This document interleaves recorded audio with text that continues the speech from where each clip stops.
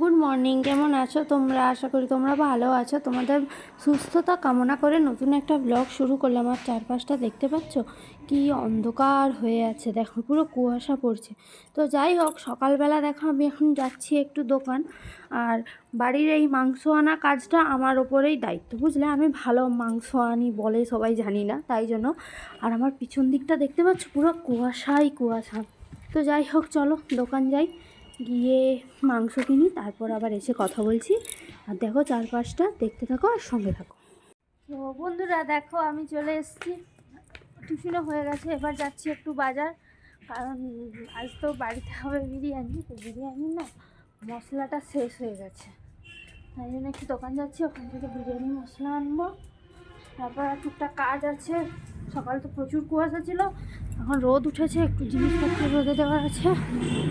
তো চলো দেখতে থাকো আর সঙ্গে থাকো।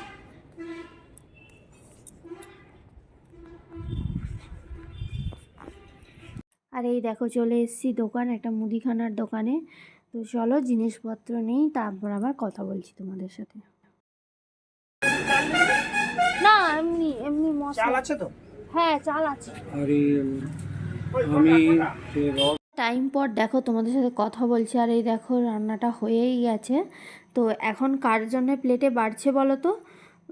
রোহানের জন্য, বুঝলে। ও খুব বিরিয়ানি খেতে ভালোবাসে, ভাত খায় না, সাদা ভাত, কিন্তু বিরিয়ানিটা খায়, ওর খুব পছন্দের। তো যাই হোক, এই যে দেখো বিরিয়ানি খাবে, দেখো বসে পড়েছে চেয়ার টেবিলে।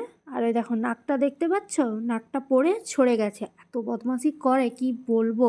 ওই দেখো নাকটা ছড়ে ফেলেছে। যাই হোক চলো, ও খাক, আমি চান টান করে এসে আবার তোমাদের সাথে দেখা করছি। ততক্ষণ তোমরা ব্লগটা দেখতে থাকো আর সঙ্গে থাকো। তুই তুলে দে আগে, কি লে নাও না। তুই তুলে তারপর নিয়ে নেবি।